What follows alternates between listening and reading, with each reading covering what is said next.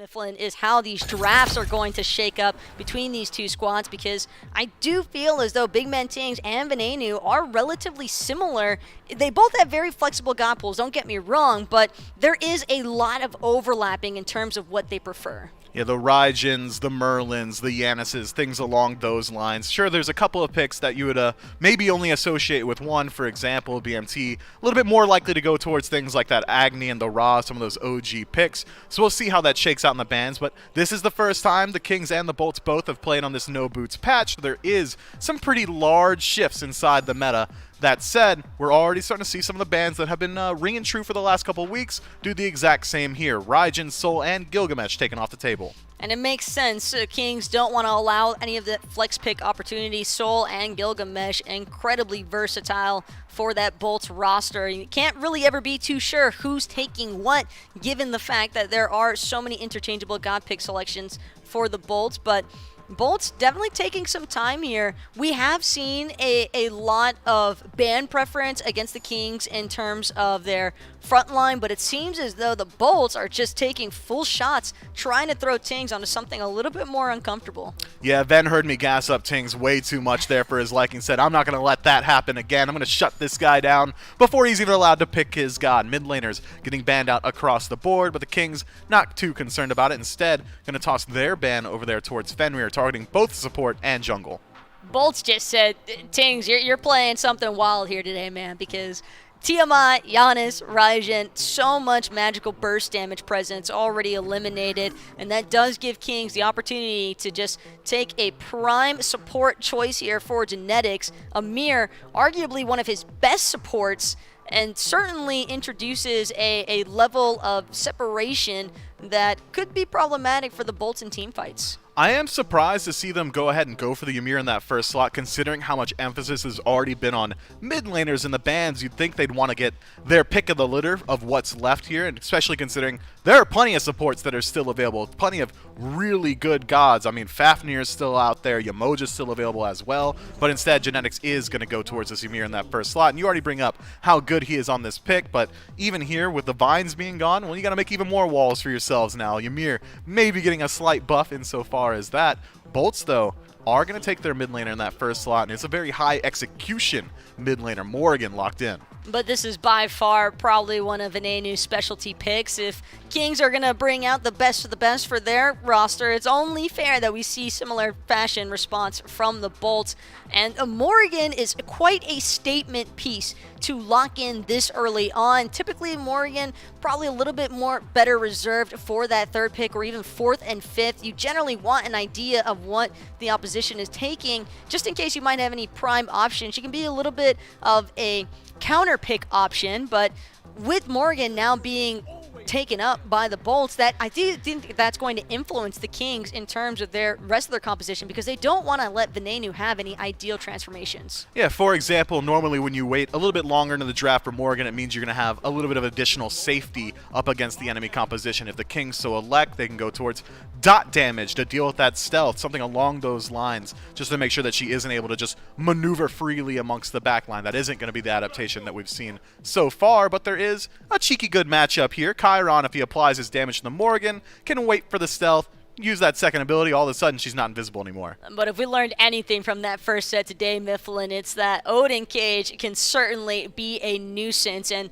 against the top three that the Kings have opted for, there is potential here, yeah, that we could even see two Odin Cages back to back. So even if the Kings were to opt for something like the Phantom, it's that subconscious threat that's going to possibly force the Kings to be a little bit more reserved in their early to mid-game gameplay, which could be problematic for gods that are so early to mid-game dependent. Yeah, I do really like this Odin pick. Has great limiting factors up against this King's draft. Ymir, Erlang Shen, and Chiron. Not a single one of those guys able to deal with that cage. We saw earlier today in that last set what exactly Odin, or Finoke rather, was able to do to Chiron with this pick. Just dominance. I mean, there's not much else to say about it. Could dictate an early Phantom pickup if this Odin wants to. Has the potential to flex as well. Could go into the soul lane. Has potential to go into the jungle. I'm very excited to see what the Bolts do with this one.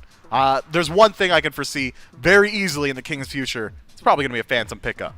Curious, though, what Barracuda decides to pilot here. There is an opportunity, if he's just looking for pure survivability, to maybe look into locking a Jing Wei, since she has such a strong escape away from the likes of Amir and Erlong Shen. Erlong's knockup even going to be a little bit ineffective, given the fact that Jing Wei can just agility away should Erlong ever look to try and be aggressive against her. But there is still also the likes of a Medusa, even though there is mild concern with the Amir walls that Petrify gets cut short. Yeah. Look, Taka, I got to ask you about it. You're the ADC main here. You grind the role. Zapman's not in this lobby. Why am I looking at an Artemis ban? You're looking at an Artemis ban because Barracuda would be a menace on that Artemis otherwise, with the midseason changes having taken place. I don't know if you got a chance to look at what Panicat was building last game, but I have a feeling we would have seen an incredibly similar build for that on Barracuda, just given the circumstance that Artemis has such a strong attack speed steroid with her second ability. Not only that, but the Vengeful Assault that recent buffs to her. I just think that it's a little bit too much poke damage, very problematic for such immobile characters like the Amir, and then having that possible team fight inside of the Odin cage would be a nightmare. But it seems as though Barracuda is still going to get an ideal hunter pick selection here. He's going for the blind, and Xbalanque is someone we haven't seen in quite some time, Mifflin. No, especially at the SPL level. We've seen him a little bit over in the SCC. Meerkat jumps out to mind as one of the guys who loves playing this god when he was playing that hunter role. Now, not really nearly as much, but Xbalanque has great damage output, could go towards the death toll if he's worried about sustaining his mana in lane, branching bola. Essentially a free ability to use nowadays, so I do like this pick for him, and just as you already highlighted, does have that global presence. Is it fair to call it global presence? Global blind, if you would, from the X-Ball out of the ADC role. It's going to make it a little bit harder for Chiron to select his shots with the Centaurus. He uses that for that death immunity. Well, all of a sudden you can't see anybody. You're probably not going to be able to revive off of it. I like this pick, but it is spicy. It's new. It's not what we're used to seeing. You might be surprised how that Xbalanque versus Chiron 1v1 actually shakes up, because the poison darts along with that rising Jaguar, definitely a pretty potent combination. Not only that, but the branching bola and some of these mid-season changes. Xbalanque having an opportunity to build solely powered, just funneling even more so into his passive. He might be swinging a lot harder than what anyone from the Kings is expecting. And what the new meta looks like, what item builds start to look like, a lot of that is still going on as we are playing these games right now. And so I think there's some extra intrigue sprinkled in this weekend. I mean, we live in a world where Artemis and Baba Yaga were banned this game. I mean, just try to drop that into season 7, 6, 5, 4, maybe 3. Like, there's a certain point where all of a sudden, well, Baba Yaga at a certain point just didn't exist there, but their Artemis just hasn't really been as competitively viable as some of these others. And then, of course, Xbalanque gets blocked in. I mean, Barra is on something today. I think Artemis is always competitively viable in my rank because everyone stands on top of one another, and the board just eats everyone, and you can't Tusky fight gets out of his it. job done. Yeah, there you go. It's always been viable, at least at that level. And outside of the X-Ball, somewhat standard in what we've seen here in drafts over in the duo lane. Got a Fafnir, a Ymir, a Chiron that's been super popular even before the current update now has come through. No surprise, though, early on, Gormizer, that the Ymir and the Chiron forcing Barra and Jake back a little bit. Yeah, this is something like Xbalanque for the longest time, and honestly, I think even still has never been regarded as an early game god, and Fafnir isn't necessarily going to have the same amount of control. You know what? He just not. There's no way he's going to have the same amount of control as a Ymir should this early on. I think this is a lane for genetics to kind of dictate the pace as he sets it for the next few minutes. As they hit level 5, you'll maybe start to see Barra get a little more ambitious, having that blind, not just the blind, but this is something that gets overlooked very often. The extension on the range of the autos for a Xbalanque, all of a sudden, you're able to start hitting people who are under the tower without having to put yourself in jeopardy. It becomes a little bit more of a game of minds at that point. That's why I'm excited to see it, because Xbalanque, not the first time we've seen him this year. The first time was Cyclone Spin in week 1. I think it was the first set that was played for the SPL.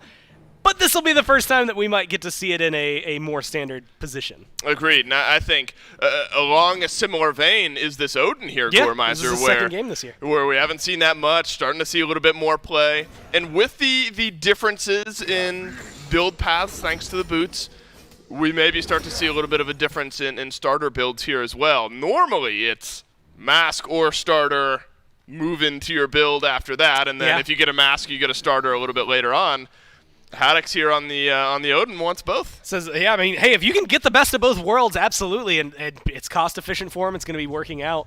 And so far, he's had a decent amount of control over here. I mean, we just heard Julio kind of say in his interview, like, hey, I can't kill them, but also they can't kill me. There's an engagement happening over by the blue buff. Captain Twig's got some early game damage, but Haddox with the body blocks, Haddox with the stun. And now Captain Twig will run away, but Haddox has got the up-down variety. He extends in, and he's already used its transformation. Now he's going to get run down, and the Olympus bolts get gifted a free 2 kills. So maybe more of the same. I think that's important here for Captain Twig. That one doesn't go well. But you still need to exert some pressure early on here, despite the way things went on the right. And it's one of those things. So Twig is someone I consider, and even though he was getting aggressive there, I think Erlong plays into this pretty well, although now he's getting captured out one more time. Oh, man, and the damage is big from Lasbra, and Haddox with the up-down once more. And Twig caught into the cage. Genetics now collapsed on Haddox with just a bit of a body block. The stun comes through as well as Awesome Jake follows up with the leap of his own. Now Variety has got to play this one carefully. Last time Variety went in late on his own and got cut out. And what is that damage from Haddox? That is half HP now. Look, on the other side, Captain Twig wanted some of that early pressure, tried a couple of times on right, realized that wasn't going to happen. Now maybe, Gore, you shift your eyes on over here towards the left. One charge of the Sunder gets sent Captain Twig's way there, but that's all that'll happen unless the Kings choose to stick around for this purple. And I like Jake being aggressive here. That was a big ult to whiff there. I mean, you're still going to get some healing, so Twig back to full health, but to not connect on the taunt, that is a huge sign, at least in my eyes, to pull back. I'm not winning this fight. There's no point in taking it, like you said. It's going to be someone that you can transform into, well, not just damn near anybody. You will be able to pick up someone who is the most prominent in the game. And so far, the carries have been pretty quiet. The jungle, save for Twig's 2 deaths, have been kind of quiet. And so maybe it will be, someone like Barra later on. I actually expect to see Barra tick up his assists more than his kills. He's going to be hanging out over there in left lane. They're not going to be fighting a lot. But the best thing about Xbalanque is anytime your team is fighting, you throw up the blind. To level 12 a little bit earlier. Another meta we've started to see form just in the first couple of matches that we've seen so far today, Gore, is the double pickup of the Sunder. And it's been changed, obviously, to have 2 charges. I'll hold that thought. Here's Big Man Tings. Gets walled away by Genetics. His own teammate will secure his escape here. It's a transformation from Awesome Jake. And I wonder if they'll utilize that transformation in order to go right here, go on over towards the Gold Fury. Netroid is close by here as well. It's been very quiet on the left-hand side of the map as Netroid looks to close that gap. Captain Twig left alone inside of the Odin cage, and it's Venenu who's got one of them. He's transformed into the Odin as well as Lasbra uses the bat out of hell. In the meantime, the Gold Fury semi-reset here as Variety up into the Somersault Cloud. Genetics will use his ultimate as well. Awesome Jake being plugged down just by a little bit of damage on the back end. The Gold Fury has been left here, Gormizer, but Netroid finds a big snipe to get the Camelot Kings on the board. Haddox trying to sidestep his way away, but it won't matter. Both the carries now on the board for the Camelot Kings. There's a stun on a Jake as well, and the leap away from the Fafnir won't be enough. I mean, they're just trying to get something done, but there's nothing to be done about that one. Barra got a lot of damage out there. Look, Netroid, surprisingly close to death, but at the end of the day, not dead, and that's what really would matter most in that scenario, right? You get the Gold Fury now. You get a good fight if you're the Kings from what has been just not great so far overall. I mean, your terms of engagement, every single time it's been Twig who's caught out. And if there was like specific gods or something that utilize it a little bit better.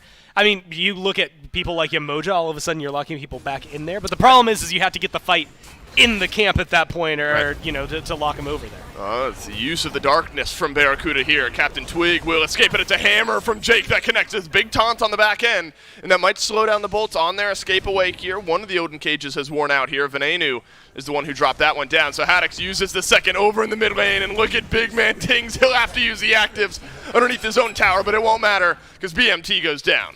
So this is a great showcase of something that I think needs to be highlighted, which is we just saw 2 Odin cages. There is a Phantom online, but it showcases that you still have to be in the neighborhood. Unfortunately for Genetics, he wasn't around either target that time around, and so he wasn't able to help anybody get out of there. But that is something that changes as the game goes on. Right now, you're able to find those picks individually if you're the Bolts, but 10 minutes from now, I mean, around a Fire Giant? Yeah, forget it. Nobody's going to be alone like that. I mean, maybe if they are, it's Genetics or Variety, or maybe Twig. But you're not really going to be finding, I think, the same amount of presence and the same pick that you're going to be able to orient around there. So I think that they're going to have to deal with this as it comes up in the next few minutes. Pressure from the Olympus Bolts onto the Pyromancer here as Genetics looked at by the Olympus Bolts. It's a leap right on through from Haddix. That leap on in. The Crow's doing a little bit less damage, but Genetics wish it did a little bit less than that. Barracuda grabs the kill onto the Amir. Now Netrioid locked into the cage, and the Snipes won't find a kill here, so Netrioid's going to go down eventually. Variety leaps back in off of the Somersault Cloud one by one. The Camelot Kings funneling themselves back into this engagement here, and a little bit of damage. Maybe the tick from Lasbro will get it done, and it sure will. The Olympus Bolts find another 3. I mean, they have Pyromancer available to them, but yeah, you have Coerce available. I mean, it's not going to be the team-wide Coerce, Jake, just detransformed. But you're going to be able to get aggressive. Tings, though, is hanging around the back wall. Gonna get spotted out here at some point, spreads out some of that AoE damage, but now he's gonna have to retreat. Big man Tings working his way away from the FG. The Olympus Bolts get this one low, and it will get taken away. Very close was Variety on the steal, and he'll pay for it with his life. The ultimate price, as Barracuda gets another big kill here in this game. Starts to add on to some of that attack speed build that we know Barracuda's been a bit of a fan of here. Ichabile Oboe into the insides as well. 5 members of the Olympus Bolts with the FG. Yeah, notably very similar, I think, to 4v5 on the back end. And I mean, look, 4-1 and 6, kind of hard to argue with the results that Haddix is getting on the Odin. 3-0 and 6 there for Lasbro as well. Was it Fine OK on Odin in our I mean, last they've set? been able to do it. Yeah, Fine OK was able to play it and pretty good KDA. Set up a ton of kills for it. And again, this is Odin's second game this year. I mean, he was never looked at in Phase 1. It's only been this weekend. I was interested to see here how long Captain Twig was going to stay on the right-hand side of the map, but the back will get channeled, and the back will come through as well. The Olympus Bolts looking at a Phoenix Siege here 20 minutes into the game. You've got 2 minutes and 15 seconds left with this FG buff, and this is usually the one, Gore, especially with the towers being the way they were. You've got 4 left on the map to take down. The Kings might have one more FG before they really need to worry about some of these Phoenixes. There's plenty of these towers still to work through if you're the Bolts. Yeah, a lot of gold on the map, too. I mean, yesterday Mifflin kept calling them gold caches, and that's a great way to look at them, right? Where it's just, that's just pocket. Like, this 1,500 gold that's just going to go straight in your pocket. 2,000 if you factor in that Tier 1. Oh, Ven goes around the backside. He's transformed into the Odin as well, and it's Variety that's locked into place. But you got to be careful. This is where Big Man Tings can do some big damage. Phantom gets used, and Haddix has to leave as Genetics looks to chase down the front line, and Variety is the one who picks up the kill. Big bat out of hell, big cleave damage from the Olympus Bolts as the Camelot Kings found themselves grouped up. 1-for-1 trade, Tier 1 and Tier 2 tower down, but the Camelot Kings might look to chase. It's a frontline for frontline change, but it's a much better position. I mean, low health bars for everybody. Twig just eviscerated, and now it's time for the Bolts to get aggressive again. Oh, and Twig felt like he was maybe on an island all on his own there. The Camelot Kings had no reinforcements in behind Captain Twig. And I think you're right here, Gormizer. 35 seconds left on Twig, 15 seconds left on Genetics. There's still enough front line left for the Olympus Bolts and enough damage to take down the left side Phoenix, and take it down they will. And that's just going to be smooth. What, 50 seconds left? The health bars are pretty nice on the Bolts now. The premier usage of it yet, and that's maybe when you're grouped up around these big objectives, that's when Genetics will find this big value. But if the Olympus Bolts can stagger out the use of those Odin cages, let's wait for the Phantom to wear out and then jump in with the second one, could still make the Camelot Kings pay. Yeah, I'm wondering, actually, with this next item, it's going to be a big pickup. Haddix goes in, gets the cage, and is looking for the kill. And look at this. Netrioid left alone. Has to use the active. He's jumped on. Big Man Tings in the back line. Netrioid got caught in both cages there. Genetics now uses the Phantom to try to get away, but it won't matter. Lasbro's got a double. He's on a rampage. That might be game. In onto the Titan as Captain Twig is alone here in base. Variety will end up making his way back in as well, but the Olympus Bolts, they smell blood. They smell the Titan. And 25 minutes in, the siege will kick off. I was going to talk about attack speed and Barracuda. Who cares about that one? The cages prove too much. Odin might need to be banned here, or they're going to have to make a hell of a defense. Yeah, I don't think the defense is going to be happening, Gormizer. It's a killing spree for Barra, killing spree for Ven, a deicide for the Bolts, and a big Game 1 win. Well, he did exactly that. It felt like he was nigh unkillable, consistently using that ultimate for aggressive positioning. But it's not just Lasbro. It's not just this phenomenal Camazot's damage out, but I think there's a growing trend here in the SPL. If we're going off day one, and it's not often you really should go off of day one, we're still ironing out the kinks here in the meta.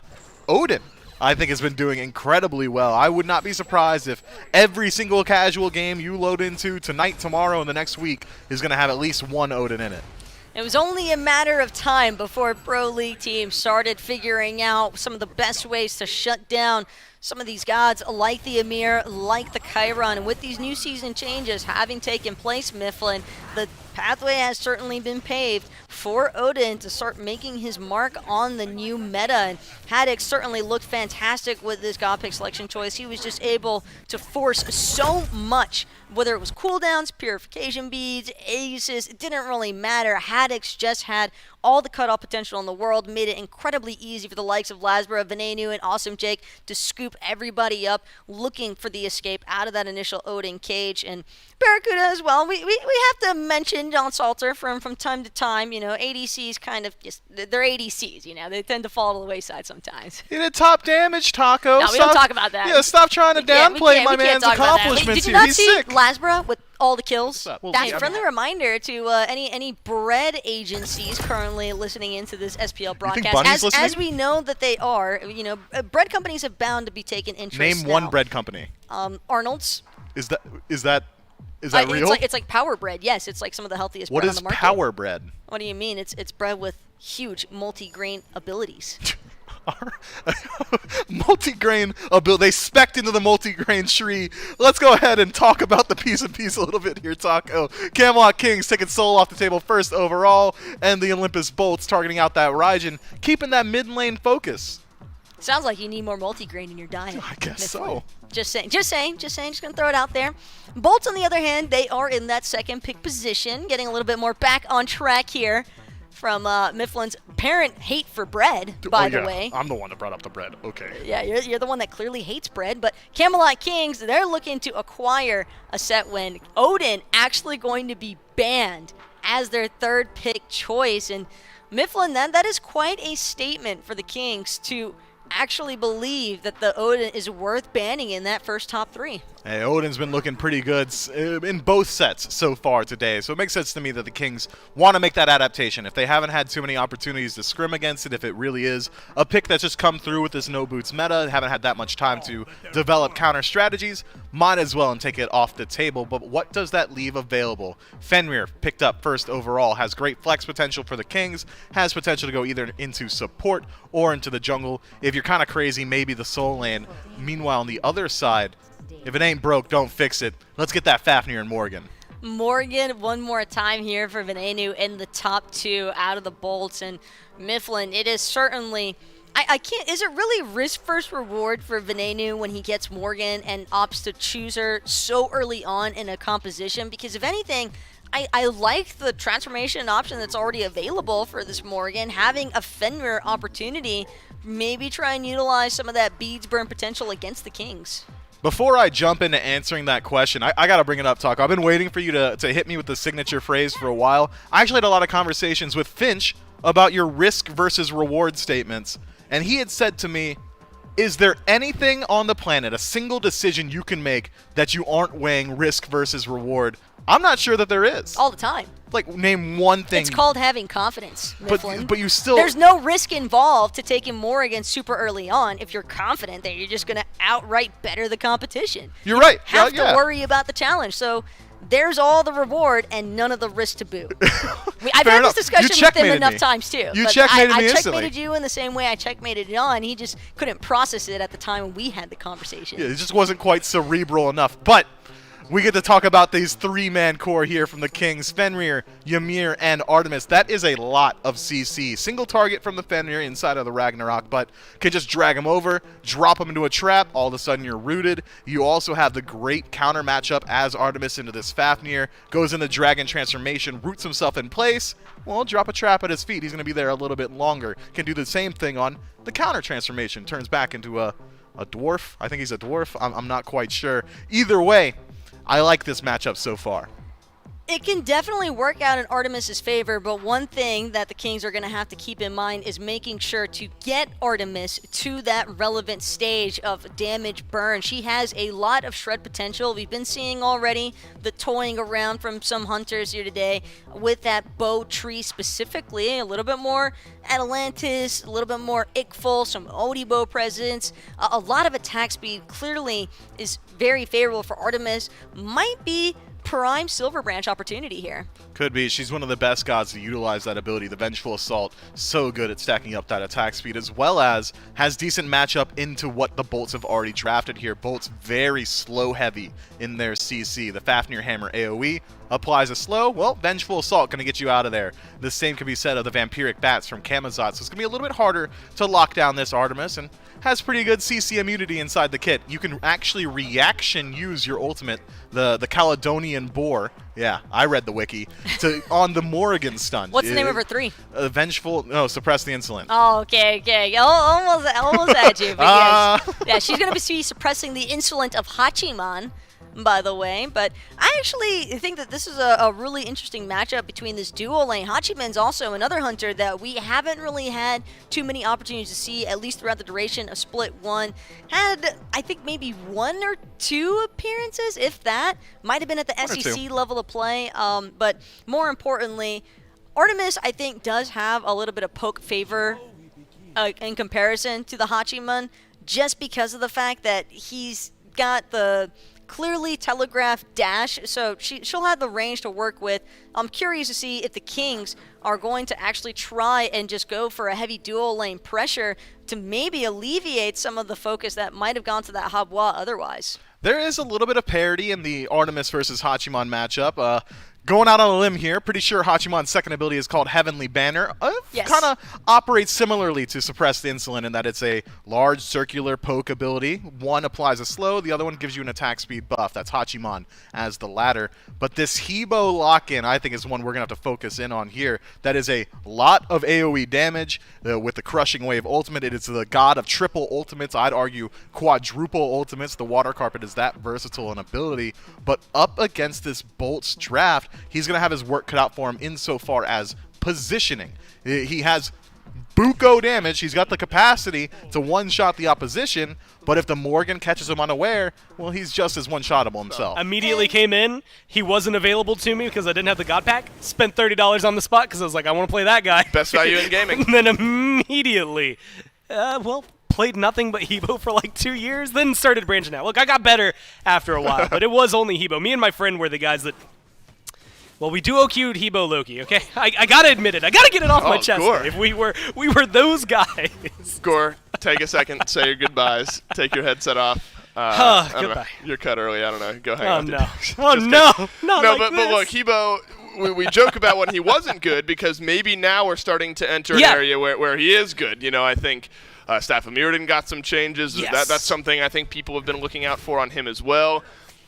This will be a great data point, I think, in what expectations for this pick should be moving the next few minutes. Captain Twig will like to get off to a better start here this game, Gore. Yes. In a better game. A better game, sure, a better game. That starts with a better start. And that's starting now over in the dual lane here for the Camelot Kings. Look at the freeze and the lockdown as Barracuda takes so much damage. Genetics down to half HP, but you could say the same for Awesome Jakes. The health trading more effective here for the Camelot Kings. But back to Captain Twig. Now you're on this Fenrir. Not the 8 now. Picked up Charon's coin on the back end of that Vampiric Shroud. So there's a small window really early on in the game where you can punish this Hebo because you don't have that Crushing Wave yet.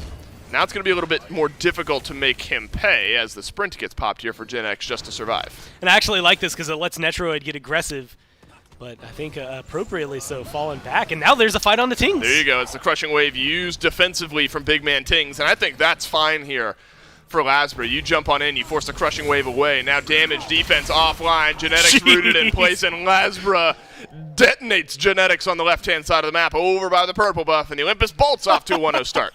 They're getting there at this point, and if they can just start looking for either invades or soon enough this Fury, they're really going to be able to seal the deal. Been a tough set so far for Genetics. Didn't maybe get the value that he was hoping for in game number 1 on this Ymir. Now back at it here in game 2. Lord of the Afterlife used from Haddix, lurking in the waters. It should be enough damage from Variety and Captain Twig underneath the tier 1 tower, unless the tower shots turn one around, and they will not. Now Variety does combine with Twig. We weren't sure if we would see that, but it does end up happening. And they absolutely needed Twig there, but Vin looking to get some jukes on Jake. Trying to just set him up. They actually might try to turn this around. Could, as Genetics gets stunned away. Now Captain Twig transforms. It's Venenu brought right into the waiting arms of Big Man Tings, but Captain Twig's got the damage. Captain Twig has got the kills, and now the Camelot Kings in one fell swoop turn themselves back around here in this game, up 2-1 in the kills department, still about 1,000 gold behind. You just get to stack on your power items now if you're Hebo, and I bet that's feeling good with the Charon's going into a Bancroft style, and that has a lot of survivability and a lot of turnaround potential. Captain Twig now collapsed on by Awesome Jake and Lasper. In the meantime, Barracuda's in a 2v1 of his own over on the left-hand side of the map. He's taken good damage here. Genetics and Netroid both hold on to their ultimates here, so Barracuda, as a result, able to keep his beads in his back pocket. And look at the transformation in the beads from Lasbra and the transformation from Awesome Jake, and Tusky has found no value. Now Genetics into the Shards of Ice will get some damage on the Lasbra. That's about it, though, and that's a big turnaround there. Lasbra, I don't know why I said beads, didn't use them, but said turns around, gets the damage out, and Awesome Jake is able to do the same. Now let's roll it back to the conversation we were having earlier. That lack of mobility, there's a case in point. I mean, Artemis can move bubble faster, and she can stun, and that's it. She has no other survival. Like, her survival mechanic is to kill you better than you can kill her. It happened in Season 6, period. That's let against alone Zapman, what's going right? to be able to come through. So, yeah, it's a very interesting thing, and Zapman's the one who played her, I believe, last year, and so far this year, he's the only one who's touched her. Yeah, I'll say Zardamus now, so one of the old heads doesn't have to remind me that that's really what it is. Fight happening in the mid lane, though, as Awesome Jake gets stunned down, but he'll leap away. Captain Twig, Ragnarok, right back in the way of damage, and Big Man Tings not able to use his ultimate here in this mid lane engagement. Captain Twig uses the beads, uses the Ragnarok, and he'll have to get out. And Showcase is another great transformation option for Venenu, right? Hey, I can just be the Fenrir. Like, you could ban Fenrir from us, you could take him from us and have that be a form of ban. Unless I'm just the Morgan and I become the Fenrir anyway. Maybe not as good as putting it on the Lasbra, but still something that's going to be beneficial. Can Genetics steal away this Fury? Tusky goes flying, and it's Awesome Jake who eats the last stun. Crushing Wave hits nothing on the front side of this fight, and the Olympus Bolts will get the opening kill onto the Genetics. Barracuda with the Aegis stays in the fight a little longer. What's that lifesteal from Barracuda? Big Man Ting's able to turn it around, but Barra's bought enough time for the rest of the team to surge on forward, and it's a double kill from Venenu. And that is close margins. Man. Barracuda nearly turns that around. Look, I've seen Aussie passive do some insane things. And namely, it's, hey, I'm in the jungle, I get really low, I back off, I clear a camp, I'm full health again, right? That's the insane Aussie passive that you normally see.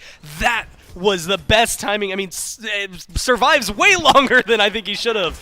And while it didn't end up resulting in the Fury for them, it just showcased the Bolts aren't anything that you can just glance over right now. Even with all the damage on the Kings, they are really dictating the pace of this. They absolutely are. Aussie, highlighted there by Doug, getting big value for Barracuda. Still dies, but I think that kind of second wind of a fight that the Olympus Bolts were able to work forward. Genetics is not going to circle back and attempt to go pick that one up here. Captain Twig looking for the engage on to Venenu, who will transform into the Fafnir, or the Fenrir, excuse me, all on his own. Now Haddox chops away in the mid lane onto Captain Twig, who goes down. So it's another kill on over the Olympus Bolts. And Gort's back-to-back games where Twig has now, he's looked better, I think, here in game number 2, but hasn't been quite as clean maybe as the Camelot Kings jungler would have hoped. At that very beginning early play that we saw from this Fenrir fit exactly the way they needed it to. Since then, it's slowed down a lot. In fact, I'd actually say that we've seen Venenu get more utility out of the Fenrir than Twig right now. Yeah, maybe. Which unfortunately is going to slow down the entire pace of the Kings. I mean, that setup from Twig is borderline necessary for Tings to get his damage off, at least at this point. They're going to need something else from the team to make it work. Haddox has to use his beads here, and then it's a Lord of the Afterlife in onto Big Man Tings. Will the stun be there? Maybe from Netroid as Tusky roars on through the back line here. Barracuda weaves in some auto attacks here, and look at the disengage attempt from the Kings, but this could be big damage. If Big Man Tings had his ultimate here, there were grouped up bolts all throughout the jungle here, but Big Man Tings is able to cleave out some of the damage nonetheless. The Olympus Bolts half HP. The Camelot Kings low as well. I mean, that's like the dream corridor, the dream grouping if you're a Hebo, and then, of course, the unfortunate nightmare timing where your ult's not available, you don't have anything to follow up. Once again, showcasing Netroid has to burn both relics, or at this point, I guess, uses Aegis there just because he needs to get away, had to use his ult just to peel away. I mean, the upsides of Artemis and the upsides of Hebo are very similar, which are Habwa, depending on how you want to trace it back and where the pronunciation is. And over the course of the rest of the map, but I think this is a great call here. Lasbra and Ven, they sense that the Kings putting some pressure on the left-hand side, rotate over, grab the Pyromancer here on right, so a little extra gold infuses itself onto the Olympus Bolts here. Kind of a weird limbo we're in at this point in the game, Goro, where the Kings, you can tell, want to look for something, and now is maybe the time, as Variety lurking in the waters here. But that's a big ultimate now down. It's going to give him some technical mana regen, but admittedly, Ooh. you're just looking at the CC immunity, and Lasmer jumps into the backline. Lasbra jumps out of the back line after his bubble is popped. It's a transformation from Awesome Jake. Takes a little bit of time away from the initial siege on in, and Jake has to leap away here. Look at Haddox and Ven. They're chopping away into the front line. It's a big knockup from Big Man Tings, who's locked down Venenu, and then the Ragnarok into the crushing wave is the 1-2 punch that the Camelot Kings needed to help turn this fight around. Now Barracuda full-on retreat. solo. And it looks like the horse will get him out alive for the time being, but Big Man Tings, he's got some speed. It's just barely enough for Bear. That stun from Jake maybe helping out more than anything Bear could have done there.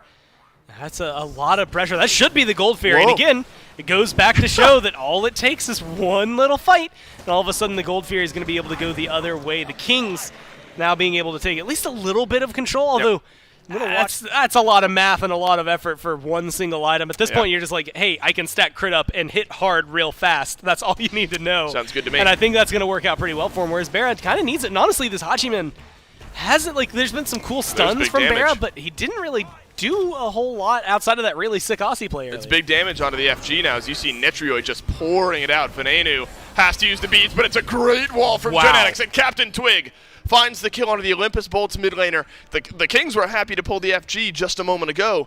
Now maybe without Venenu on the map, you see another pull. I mean, yeah, no, absolutely, right? Like, you just took off one of the greatest. He didn't even have his transformation, or he didn't use his transformation. So you have a 4v5, you're at an advantage, you already did a lot of damage, but now you might not because Twig's done. What has happened here? The Camelot Kings split themselves up. Netrioid and Big Man Tings on one side of the Look FG at pit. Lasbra. And it's looking like Captain Twig and Variety alone on the other. And now the Olympus Bolts have evened up the score a little bit here. Big engage utility now missing. Lasbra has the bubble. Won't get it popped here. It's just damage finds its way on in.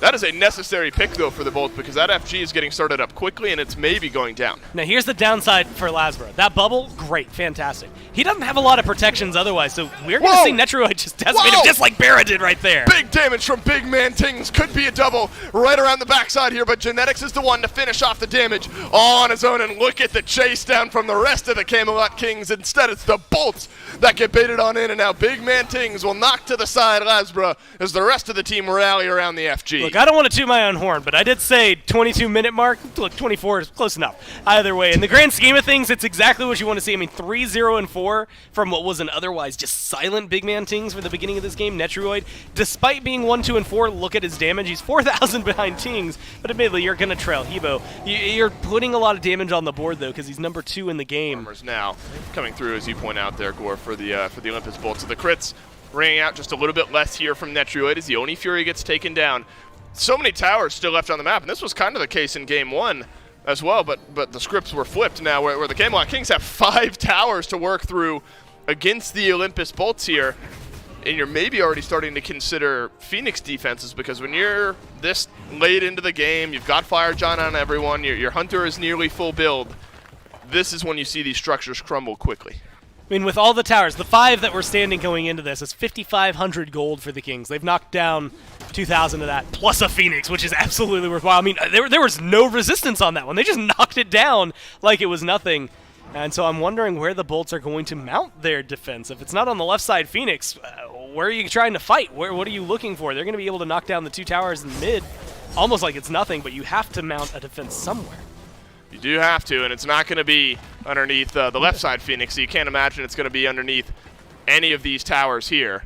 Oh, no. So the Olympus Bolts will choose to fight somewhere else, it seems like. And it's a strategic, it's a slow pace, but in the right way call from the Camelot Kings. You get the left side Phoenix down, and you work towards mid from most to least important as far as the next FG siege goes. So mid lane tier 1 down, mid lane tier 2 being looked at, and actually the Olympus Bolts showing a little face here that they didn't necessarily do underneath their left side Phoenix, and now the fight begins. Haddox leaps into the back line. Oh my god! I don't know where Lasbra went. He's gone. He's missing. He is MIA. Find him on the back of a milk carton because the Camelot Kings have deleted him from the face of the map. Now Awesome Jake held in place, and the rest of the damage rolls through, but Jake able to leap away. You can't say the same for Barracuda. 2 down now for the Olympus Bolts, and the Camelot Kings surging in. Yeah, you just end here. I mean, what are they going to do? Is Venenu going to look at you to death? He's not going to be able to withstand any of that. No, I don't think so either, Gore Miser. It's a crushing wave from Venenu on the transformation, but it's all but a deicide here as Haddox clings to a red health bar, and the Camelot Kings, they'll work in 5 strong with the FG, and they'll take game number 2.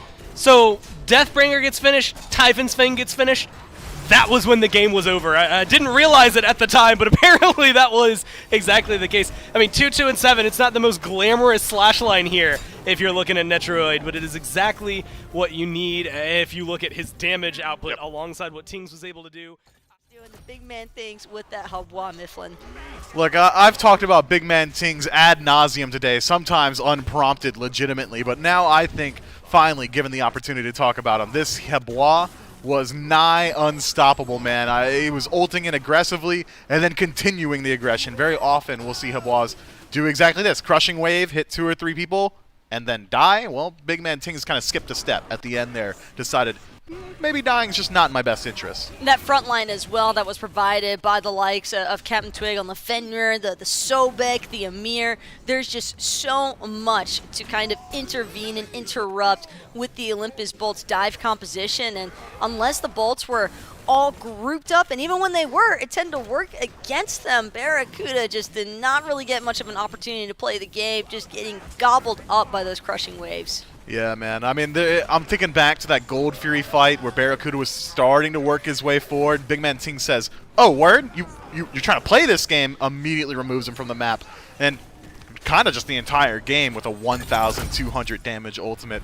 We thought maybe the Hubwa would have a little bit of troubles because of this Morgan being able to equally one-shot him or turn into the Fenrir and get a somewhat favorable matchup there, but it just never came up. Big man Tings, a huge threat on the battleground. 21,000 damage. Netroid putting up a remarkable 19k himself, but doesn't quite break that 20k barrier. Yeah, he had a final matchup of this series. Is there a chance that we see Netroid on the Artemis one more time? Because he took that in the top 3. You have to remember that as well. Yeah, takes in the top 3 a very counterable god, a very immobile god, but still unconcerned about it. I guess Artemis is just back in it. We're just in it for the long haul now. No longer is it just Zardemis on the battleground. Instead, this is just a pick that I think we can get used to seeing. Synergizes very well with this new attack speed build coming through. Could go for the Silver Branch, could go full crit, even though it's not that crit passive that you used to have. It's additional damage on CC now. I promise you, I read the wiki. I think that Artemis is going to be okay, at least for the first couple of weeks, but I'm still an On Her fanboy. I still like gods like the Wool. I think Jingwei is still incredibly strong as well, so I don't think that we're going to see too much changes week in, week out. But for now, I guess I'm an Artemis truther. See, I'm on the other end of the spectrum here. I'm all for playing devil's advocate. Run it back, Season 5, Artemis, S-tier pick. One more time, mid-season changes. She is now the greatest hunter available. Full stop. Okay, the last bit might have been a little bit of a troll. I can't give her greatest hunter credibility, given that there are a lot of other strong ADC options still up for grabs, but she's definitely worked herself back up into the competitive tier at least. Yeah, I think she's certainly found herself playable here at the SPL level. Clearly, with Netroid putting out as much damage as he did on such an unsafe god, and he wasn't the only one playing an unsafe god. The entire backline for the Camelot Kings was pretty unsafe between Hubwa and Artemis together, so if she can work there, I think she can work most places. Into Fafnir in particular, just a good matchup. Every time he transformed to a dragon, if he wasn't getting knocked up by Hebo, he was getting trapped by Artemis. Well, one thing's for sure, the Bolts, they're definitely trying to keep their flexibility and their options open by taking Soul in that first pick position. Have to remember, though, the Kings, they've been prioritizing the likes of Amir very early on. I'd imagine that they could potentially look for another Amir or Sobek pickup here as just a means of establishing their front line. There's also just a possibility of maybe leaning a little bit more towards a favorable matchup here for Big Man Ting, since the Bolts have been trying to place so much emphasis towards making sure that Big Man Ting is on a less comfortable pick. Every time I see Soul get locked in first, it's just it's that threat of the double hunter, air quotes, composition with Fafnir and a legitimate hunter, and that makes me feel a little bit concerned, and maybe the Kings feeling the same way could decide to shift up their P's and B's, go towards that Fafnir to deny the Bolts the possibility of a composition like that, but you've already highlighted it. They love this Ymir pick. Brings nigh unparalleled control inside the jungle, a 7-second wall, pretty hard to argue against, great early game presence, as long as he doesn't fall behind, doesn't have very great comeback mechanics, but ho ye, this high up in the draft, that's interesting. Ho Yi, maybe just to introduce a little bit more, buckle down on that AoE presence that Amir is also able to provide, given the wall cutoffs, the Frost Breath is, more importantly, just the ultimate from Amir. 2 giant circles and 2 giant slows from both this Amir Ho Yi. It's a little bit more of a classic dual lane composition, but, and this is probably a little bit too far out there, but there is a small chance this could be for Ho Yi mid. Could be Ho Yi mid. I mean, if we're going to go ahead and Team talk does about like flex, hunters. could be Ymir jungle. I mean, if we're going real wild with it, even Ymir solo. It is likely going to be the duo lane here locked in already for the Camelot Kings, and there's some decent synergies there. Not only is it great slow down CC from both ultimates, but also you can just line up double bounces wherever you want. Find the freeze, throw up a wall, all of a sudden you're getting slammed for 600 damage from Ricochet. So I do like the threat of pressure from the Camelot Kings here. It's going to be mainly up to Ymir inside that long lane to find minion wave pressure. Ho Yi not really all that well known for his ability to clear the wave. Meanwhile, on the side of the bolts, well, Yamoja is known for her ability to clear the wave as well as sustain. Bolts have a ton of sustain already. Guan Yu and Yamoja for team-wide healing, Soul for self-sustain. And it's really crazy to think about how much healing prowess is actually available right now for the Bolts. It's not going to be very easy for the Kings. Possibly going to be needing to introduce some early anti-heal towards their itemization choices for the early to mid game. But Baba Yaga will make her face shown yet again. And Mifflin, she's kind of been a hot pick on the market here today for SPL play. Why do you think that is? She's got exclusive Baba Yaga tech, right? She's the only one who can just go for these stacking items and not think about it. Like, when you buy Warlock Staff on any other god, you're thinking to yourself, oh god, I gotta stack this up for the next 10 minutes. Baba Yaga does not have that concern. It's essentially a raw power spike the second she finishes up that item. I think she's gonna be pretty good in the meta. Now that you don't have to buy boots, just Warlock Staff, maybe a Book of Thoth if you're feeling saucy, Karen's Coin, whatever you want, you're going to get those stacks pretty quick. And how do you like this Baba Yaga into the likes of the current Bolt composition? Because we talk about all the sustain and the possibility of some early anti-heal maybe needing to come through. Do you think that Baba Yaga has one of the easier applications of that anti-heal? She can apply it easily to at least one person. That Potion Toss is generally pretty easy ability to land, but maybe not the largest AoE possible. It's really applying the Divine Ruin once you get into that ultimate stance. Start to mount up your house, start throwing out fires. All of a sudden, not only is it just that initial burst of damage from the tossed out ability, but also it leaves a fire pool on the ground, all of which going to be applying Divine Ruin. And she's got good disengage up against what the Bolts have already drafted. It's very one note in how they're looking to initiate these fights. Guan Yu Cavalry Charge. Okay, let me hop over a wall or something. If Yamoja looks for ultimate, all right, let me hop over a water wall or something. Well, seems as the Bolts are certainly going to be in a little bit of a scramble here in terms of the counter initiation, because the Camelot Kings, they are working with circles of all sizes here, Mifflin. They have small ones from Baba Yaga, and then the not as small ones from Umbats, Oyi, and the Amir. I'm really liking all of this AoE presence, though, that has come through so far for the Camelot Kings. I think this is a really well thought out composition so far. And if this is a Kuzumbo lock-in, that could be incredibly problematic for the likes of a Serket and Xbalanque, most noticeably Deathbane.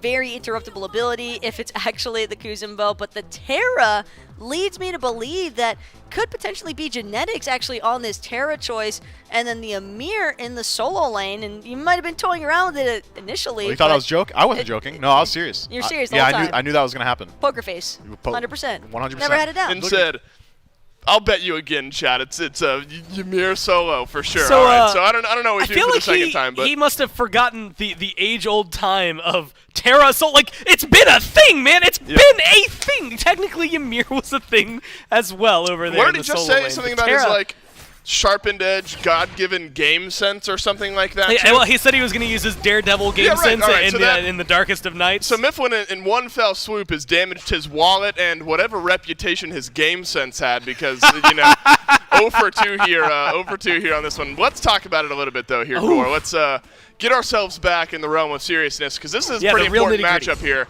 Camelot Kings, Olympus Bolts, both of them 1-0 so far here in phase number 2, so you'll have another team at 2-0. But look at this early pressure on the big man Tings. You can't walk that way, my friend. Lasbra gets the body blocks in, and the Olympus bolts off to a first blood start. Tower's the other way, friend. That's the only place that's going to be safe. Honestly, even at that low health, I don't know that the tower is truly safe. Good. That's a great first blood to get. Look, a minute in, you are absolutely leading. Look at this rotation. They want a little bit more. Maybe it's just going to result in the oracles. But that could have been a thicker rotation for the bolts, and I think that's the kind of pressure that they want to apply into this. And I think they have it. Look, late game, I'm going to say this again. I said it last game, but late game, I am terrified of the Kings. I think that is a very, very bad composition to try and fight spot into. Where the kind of pause, the almost timing on that potion got changed a little bit back, and she felt a lot better to play. Now some changes have rolled through with this pick, numbers-wise. That makes her maybe a little bit more viable. And if you don't have to go for the boots, if you want to, go into some stacking items, you can get those online a little bit earlier. So that's something I'll be kind of updating myself on, as well as all the viewers out there. Alex, like, this is the window right now. Once the ult comes online, or now that it is online, Variety maybe feeling a little less pressure. Serket still applies a lot, but it kind of harkens back to the last lane for solo, where it's just, if Twig shows up, maybe they find a kill, maybe they don't. But it's going to be a lot of pressure. Now it's on to Jake. Oh, it is on to Jake. As one stun connects, Genetics looked for the second. And Awesome Jake with the Riptide able to stay alive and get out. But he has to go on back to base. This is going to matter as Lasbra leaps on out and away. Serket has reached level 5, so there's going to be some lockdown on priority targets here if the Olympus bolts choose to use it. Over here on the left, Captain Twig also has his ultimate. Fear No Evil will be massive in these fights for good damage and good lockdown. Now Genetics will wall himself into a corner, happy to do it. But Awesome Jake has to be careful here. Captain Twig in one fell swoop could set up another kill. Or the Leviathans in game 1 of today, right? When you grab Yamoja, you grab Guan Yu, you grab Soul, usually that's enough. Yeah, you grab a kill or two, maybe grab a win here for the Olympus Bolt. It's a cavalry charge exchanged for a blink as Captain Twig will have to use that one defensively. That's actually a pretty big win here for the Bolts. The ability to blink in, drop a Fear No Evil, important. But this time, Captain Twig uses the Fear No Evil to escape, but escape he will not as Venenu drops the fire on Captain Twig in the backline. Genetics being whittled away, backsteps on the stun, just shy of getting out. And Lasbra makes him pay. Olympus Bolts now grab another couple kills. I mean, just control. You get a couple of ults burned down by the Kings and the kills, and ultimately you expend, admittedly, a few ults of your own, but Haddix loses his beats. That's kind of the biggest takeaway for it. Now Variety's in trouble. Wow, you don't often see this kind of pressure put on a tanky member of the solo lane. Variety finds a double stun. This could be a big turnaround, a double root as well. But the pop-off was not to be as Variety gets taken down by Haddix. Nonetheless, playing with fire just a bit there, though. We saw, one person go double stacks earlier, and otherwise it's been more of the, okay, we'll get the Warlocks, and then we're just going to look for the power spikes wherever we can find them. Big man Tings taunted back through by Lasbra just for a moment, but we've seen a lot of this. Big man Tings backing away as the Olympus Bolts have been able to find pressure in the mid lane. Now it's Variety stunned on through. Genetics throws up a wall, but it only keeps Haddix at bay. Look at the damage numbers rolling through from Venenu. Lasbra uses the ultimate here. Variety gets taunted right back through. There's got to be enough damage there, and there is. And Lasbra is on a killing spree. I mean, and admittedly, it's not a big deal, but the poison spreads just slightly. I think actually might have hit Twig there as well with the glowing green around him. So it may take of damage that's going to come to him. But this is a good re-engage. Watch out, Haddix. You got to be careful here. It's a Fear No Evil that sends the backline of the Bolt spreading, but they immediately turn it down, and now Barracuda has notched his first kill of the game, and the Camelot Kings forfeit the Tier 1, and they'll find safety in their Tier 2. This is one of those moments. Do you push forward, look for the fight? You could probably get 2 more kills under that tower, or do you go for a gold fear? Hey, guess what? Let's go ahead and grab more gold. That's what we need in our pockets if we're the Bolts. It's going to be a lot of experience in this 5-6K, 12 minutes in. This is getting a little out of hand early on here. It's 6 kills, but then it's the advantage that you find on the back of those kills. It's only 5.1K. Not that drastic. You find some value with it there in Game 2 despite a loss, and it still looks good here so far in Game 3. I'm going to dive even deeper into that and say that Lasbra's had just a hell of a year, right? I mean, so. Season 8 has been way better for Lasbra than what we got to see in Season 7. Season 7, Lasbra had some peaks that were made him look like one of the best junglers in the world. And he had some valleys that made him questioning whether or not the Bolts were ever going to be able to get anywhere. This year has been way more consistent, and now they're walking in on Variety, and that's just another clean kill. Yeah, that's Variety just walking on in there, and the Pyromancer pulled off just for a second, but now down low here. Genetics could throw some damage, but I think so this one's starting to get away from the Camelot Kings just a bit. But you can't count out a team with the type of scaling that we've discussed here, Gore, and it's really a lot on big man Tings. Netrioid is going to maybe have a similar path to what Barracuda has. Netrioid has 1,400 in hand, but Barracuda has a kin size over what Netrioid has here. Could be a chance for a kill, but Awesome Jake not taking a lot of damage. This is 4 members of the Camelot Kings doing damage to the Yamocha. Oh no, Twig! And they are not going to get the kill cleanly. Lasbra is at least able to return the favor. Captain Twig needed to get something going, but he grabs 1 kill, the first kill of the game for himself and the Kings, goes on to Awesome Jake. Now, see, when you highlight it that way, it's the first kill for the Kings, worthwhile. When you highlight it, hey, I just traded my jungler for their support, not so much, really. I mean, at this point, I guess it's worthwhile to kill anybody on the Bulls as long as you can get the kill. You'd love you are Lasbra. definitely feeling a little bit more. Yeah, Lasbra would be maybe my number 1 go-to, probably then Vin, then Haddix, then Bear as of right now, but that's sure to change as the time goes on, depending on who ends up putting out a lot of this pressure. So freeze onto Venenu, and look at this. Venenu says, thank you very much. I'll turn this one around, please. It's a stun, though, from Variety onto Ven. The Aegis gets used, but it's a bit late. But the damage has been done, and it's been done by Ven. Barracuda whirls around, grabs the kill onto Variety, and now the chase is on as Genetics finds the double freeze, but the Riptide forces the Ymir off to the side. Venenu will be there to chase down just a bit more damage. Netrioid survives, but you won't be able to say the same, I think, for Genetics as the Ymir stumbles on away. Lasbra might be able to close this gap. I was going to say, somebody's got to get there. There you go. Looks like they will be able to Wow, find it. Lasbra actually like getting the kill. worst case scenario, yeah. Is maybe keeps going. Well, I was going to say worst case scenario for Kings, best case scenario for the Bolts. Right? Awesome Jake is up on the damage charts over what Captain Twig has been able to provide. You don't love seeing that here. Unbats with Brawlers, Hydras, and Serrated Edge beneath the enemy support. Chance for Jake to do some more damage here as a leap away from Netrioid and the ultimate gets used. Beads on the back end as Haddix looks for the immediate stun with the cavalry charge. 3 caught into the River's Rebuke, but this one just a separator as the tier 2 gets taken down. Now the downside, you had kind of highlighted it. Like, yeah, I'm sitting here saying, hey, look at all the cool things they could do. There's still 5,000 gold sitting on the map of the Camelot Kings. That's been whittled down to 3,000, but it's another 2K that the Bolts have been able to put into their pockets. It's getting to the point where, I mean, they're approaching the 1,000 mark, or the 10,000 mark. It's a Fear No Evil that finds a couple members of the Olympus Bolts, spreads them out just a bit underneath the Primal Fury. But I feel like that's been the case for Captain Twig. The Fear No Evil gets dropped down, maybe even catches a couple member of the Bolts, but there just hasn't been the opening for the rest of the Camelot Kings to engage. Primal Fury started, reset, now started up once again. And it's the Olympus Bolts playing separator here. Awesome Jake does not have the River's Rebuke, so the Camelot Kings will have a cleaner route back in if they choose to contest onto the Fury. But look at this, the back line has been dove, and it's Captain Twig pulled back in, and Lasbra gets his 6th kill of the game. And then the rest of the Camelot Kings get run down. Big CC on the back end, though, and big man Tings absolutely melting damage through the rest of the Olympus Bolts. But Gore, I'm not sure it's enough. Well, hey, guess what? This is where the sustain comes in. You've got a good amount of anti-heal on the one side, but just too much healing, it feels like. On the other, now Variety is the one who's getting caught out. Him, Genetics are too low to continue fighting. Worst case scenario for the Bolts, they just get a Primal Fury and a kill onto Twig. And just a Primal Fury and a kill onto Twig? Dave, that's wonderful for a team fight. Well, compared to how the rest of the game has been going. So Primal Fury, yes. How about the rest of the kills? Look how low the Kings are. And Awesome Jake hits a beautiful Riptide and then a stun, but Genetics with a great wall has delayed the onslaught from the Olympus Bolts, but Venenu strolls right on through, and Lasbra does as well. It's an unstoppable Circuit, and the Bolts might be unstoppable as well. I don't think delayed has ever been more appropriately used. It just slowed them down for half a second, maybe 2 seconds total right there, and now the Bolts can just make a beeline. I don't know how confident they're feeling in a Fire Giant attempt right here. I mean, they've got 10 seconds to work with without having to worry about Genetics, 20 seconds without Netrioid. Might be able to just go ahead and smack down both, especially with Bara and Haddix sitting over here. Sorry, Bara and Venenu sitting over here. And this is a weird, luckily, but you did just technically burn Lasbra's ult. He didn't get the kill because that wall, the jump, he had to make the decision, am I going to go for the fight? Am I going to go for anything else? I don't know. Unfortunately, you can't say the same thing for Twig here.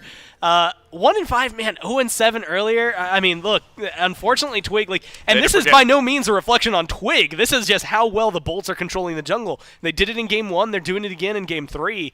It's just the way the entire thing is falling. The cookie's crumbling here for the Kings because they just haven't been able to find it. That being said, look, 3 minutes from now is when I think some of the big power spikes are going to come online. Granted, I'm going to go ahead and have to adjust that for gold deficits. Yeah, they're 13K behind. Maybe 5, 6, 7 minutes from now, especially with this Fire Giant going towards the Bolts, Dave. It's getting a lot more difficult to be the Kings here. It is not an easy transition. Yep. And while there's still a lot for them to be able to pick up that's on the map to get them some gold, to get them some of those items, it's not going to come anywhere near easily enough. They need a sick defense before they can even start pushing back against the Bolts here. Yeah, absolutely. Look, Venenu's at the point in his build now where he's swinging. He's got Soul Reaver on the back end of a little percent pen, a little flat pen, so every target on the Camelot Kings is going to be taking a little bit more damage from Ven, I think, that they wagered for in some of these fights. The Camelot Kings are going to have to put up a base defense here, Gourmizer, underneath the right side. Phoenix, you know, gold differential is enough, and that might be enough to slow down even the best of Phoenix defenses. That's one way to do it. Variety burns the beads off of Venenu. They're out of the mid lane, fearing a re-engagement. Lasbra could make his way over the wall here, and in he does go. It's a double taunt on through, but there's no follow-up on a Genetics. What happened to Haddix? It's Netrioid who gets the opening kill on the other end of the River's Rebuke. It's a great start to this defense from the Camelot Kings, and the rest of the damage rolls on out of the base as the red side continues to work for Genetics with the big wall. Big man Tings with another kill here in this fight. The Olympus Bolts have lost 3. The Olympus Bolts will lose 4, and the big man Tings has got the double. And Lasbra looking to run away with his life. That is such a great defense from the Kings. And all comes down to the fact that Lasbra unfortunately wasn't able to get anything down on the back end. With 35 seconds now, I'm looking at definitely a tier 2, probably a Phoenix. Lasbra might even be able to pick someone up on the back end. Look, nobody's really paying attention to Twig or Netrioid. And so Lasbra might be able to find something. He still has a Fire Giant buff. There's so many towers on the map. So this has got to be a Phoenix and leave. If you're the Camelot Kings, Lasbra is in behind here, spotted out, or at least the Kings definitely know he's here. Haddix has respawn. Lasbra uses his ultimate. It's a stun from Variety, and it actually looks like the Olympus Bolts have delayed the Phoenix. Has it been an overstay, though, for at least Captain Twig? The answer is yes. Netrioid will disengage. The rest of the Bolts respawn. Lasbra, the only one with FG, and the Phoenix stays alive. And that's a really good engage. Look, Lasbra, I'm going to throw him under the bus. He's 8-0-5. He's obviously having a great game. Putting yourselves closer to that late game state that you really wish your team could be fighting in. It's big man Tings doing big damage from underneath the right side. Phoenix, I didn't even see what happened to Haddix there, but Netrioid dropped the ultimate onto the Guan Yu and got the kill there. There's a skirmish happening here on right. Haddix is going to use his ultimate, but a wall from Genetics, and those walls have felt maybe a little bit more consistent here, Gore. If you look back a few minutes when we joked about the delay wall that really didn't end up mattering, the walls since then have actually trapped the Bolts in a couple awkward positions. Big man Tings jumped on by Lasbra here. We're at late game Baba Yaga, but how much can it do against an 8-0 Lasbra who is now divine? Not much is the answer. Captain Twig down as well. The Olympus Bolts have found 2 big targets. Now their eyes are on the base. I mean, being able to knock down just one Phoenix. They already got thwarted on one, so we'll see if they're going to be able to hold on to it here. They might be able to get 2 at once. If they get a wipe, this could be game over for the Camelot Kings. Netrioid has to use his ultimate. Underneath the left side, Phoenix, he goes, but there's no safety there. Venenu gets the opening kill on this engagement. The Olympus Bolts slow things down and then speed them back up. Variety, the only one alive, as Genetics is elsewhere, working his way in from the left-hand side of the map. The Olympus Bolts, they have the Titan down to half HP. Lasbra dancing on through as Genetics has nothing to say about it. The Olympus Bolts, they do the damage, they do the winning, and they'll take a 2-1 win over the Kings. Let's focus on the play on field. Thank God for these clips, and thank God for Lasbra if you're an Olympus Bolts fan. Yeah, Lasbra just got off to a real tear with this circuit, and it all started in the mid lane as well. Poor Tings just never had a chance to really try and utilize some of that Baba Yaga presence or damage. She was just so suppressed for the vast majority of this game, Mifflin. It just felt like Lasbra was not giving the Camelot Kings a whole lot to work with, and even when we saw a successful Phoenix defense for the Camelot Kings that looked as though it was going to be a promising turn of events, Lasbra just manages to find Tings, and I don't want to call it an anticlimactic ending to this set here, Mifflin, but watching those picks just happen one by one, definitely had to hurt for the Kings. Yeah, Lazar with a miracle situation, 1 versus 4, was able to defend his own Phoenix and then set up for the pick on the back end with a little bit of help from Haddix. After that, though, you got to talk about this damage output from the guy you're seeing on screen right now. John, Salty, Bread Akuda, I don't know, man. He's always doing it. Something about the sugar in the bread, I'm sure,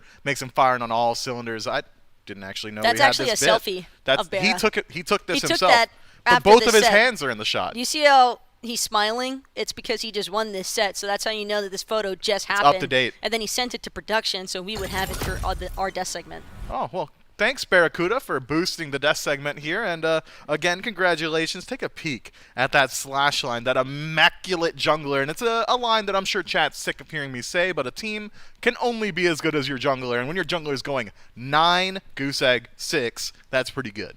And it wasn't even about Lasborough being top of the damage charts as much as it was just him being able to facilitate so much of that map pressure. He was just spinning the Kings in circles right now. They're going to be joined alongside of those Atlantis Leviathans.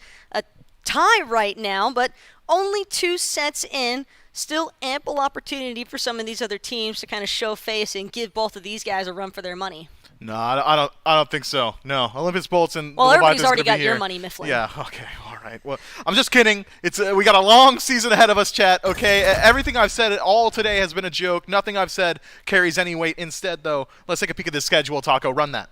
Well, the Olympus Bolts will definitely get an opportunity to temporarily see if they can maintain staying tied there alongside Atlantis Leviathans. A very important set between those two teams as Bolts will be taking on the Tartarus Titans on Saturday. Same thing for Atlantis Leviathans. They'll be facing off against the Oni Warriors, and we'll finally get a chance to see how the Warriors and the Titans are faring with some of these mid-season changes, although I'm sure that both those teams bound to do their homework based off the sets that have taken place here today, Mifflin.